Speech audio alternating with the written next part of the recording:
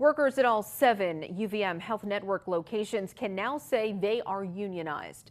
Last night, staff at UVM Home Health and Hospice in Colchester passed a vote to form a union and will go by the name Hospice United. ABC 22's Matt Holderman reports.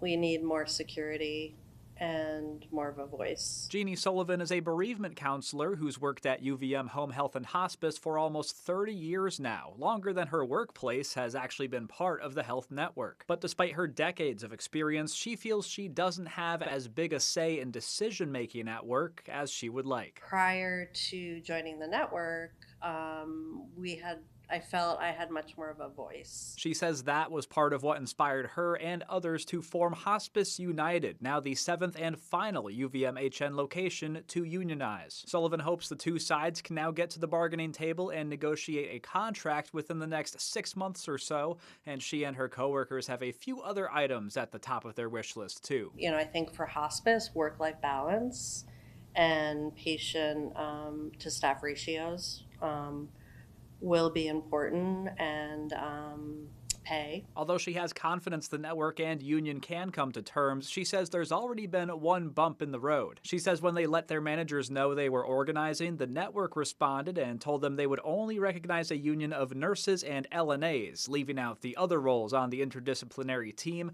including bereavement counselors like Sullivan. As Hospice United works towards negotiations with the network later this year, she's hopeful that every member of the Triple H team will be acknowledged, and even thinks the two sides can set an example of smooth bargaining collaboration. That was kind of shocking when we initially heard that, but we're really optimistic about that because it's the philosophy of hospice. Officials with the network shared their thoughts on the formation of Hospice United, saying, quote, "Throughout this process, HHH has focused on ensuring hospice staff had an opportunity to have their voices heard. We believe the election administered on site by the National Labor Relations Board met that goal and expect to be in contact with the union soon to begin negotiating in good faith a collective bargaining agreement." In Colchester, Matt Holderman, ABC 22 News.